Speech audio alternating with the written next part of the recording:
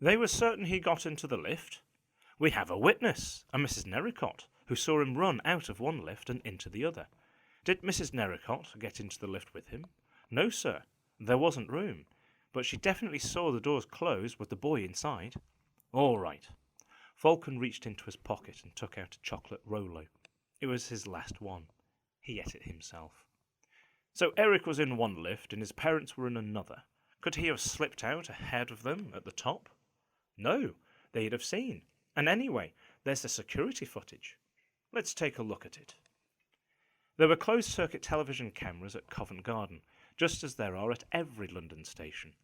The time-coded tape had been sent over to New Scotland Yard, and for the 10th time, Falcon ran it on his monitor. The film was black and white, a little muddy, but still clear enough. He could see everything. There were Arthur and Mary Smith, both of them weighed down with a load of bags and packages. Arthur was short and bald, in his late 40s. Mary was a slightly mousy woman with permed hair, wearing a thick coat. Eric was standing next to them. He wasn't holding anything. He was plump, with jug ears and freckles. His hair was spiky and, Falcon knew from colour photographs sent to his office, ginger. He was wearing combat trousers and a fleece with a scarf around his neck, but no jacket. The film showed exactly what happened. That was the hell of it. The whole thing had been recorded. At 16:44:05, the two lifts arrived simultaneously at the bottom. The crowd surged forward. Falcon saw Arthur and Mary Smith get into the lift on the left with their son. And there, on the screen, was Eric, suddenly running into the lift on the right, squeezing in behind the crowd. He saw Arthur turn and realised what the boy had done. He saw Arthur call out, although, of course, there was no sound. Both lift doors were already closing. It was all exactly as Beagle had described. Cut now to the top floor. There was no camera inside the lift. The time on the tape was 16:45:03. 58 seconds had passed. Both lift doors opened. The lifts at Covent Garden actually have two sets of doors, one at the front and one at the back. You enter the lift from one side, but you exit through the other. Arthur and Mary were the last to come out.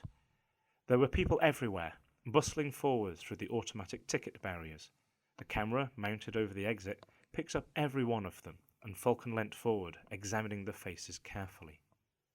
There were old people and young people, smart people and scruffy ones. A big man with a beard and a wart on his nose fed his ticket into the machine. A teenager carrying a football followed right behind him. Then there was a woman chewing gum. Another woman walking with her arms crossed.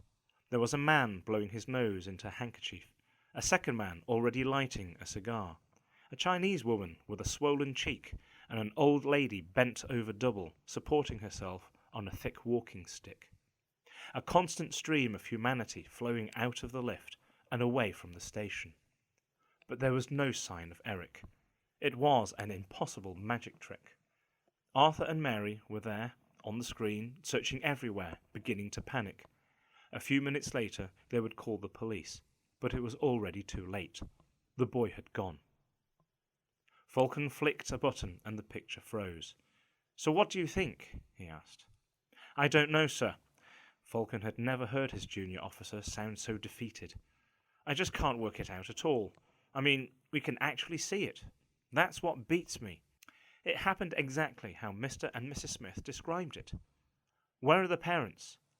"They're waiting downstairs."